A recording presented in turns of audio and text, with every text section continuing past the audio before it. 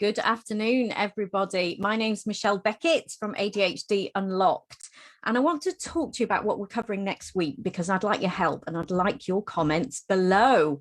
Next week, we are looking at the subject of masking. Now, when I talk about masking, I'm not talking about the masks that we've been used to in the last year or so with the COVID pandemic that protect us from the spread of COVID.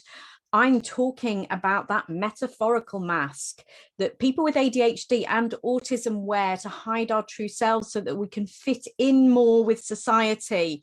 So whether you do that at work, whether you've done that at school, whether you do that with friends, family, even in a relationship, most often people with ADHD mask to some degree or another.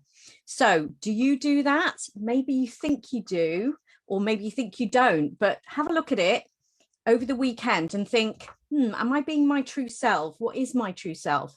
Some people have been so used to masking over many, many years, especially if they haven't got diagnosed until, maybe their 40s, 50s, that they don't really know who their true self is anymore. So next week, masking, the important subject, what it does for us and what it can do to us if we don't get on top of it and we don't live to be our authentic selves, and whether or not masking can be helpful in certain circumstances, which is very much a matter for debate. And should we mask sometimes? So join us next week. Go to adhdunlocked.co.uk to join as a member. We have 20% off at the moment. To join, you can pay monthly or you can pay annually.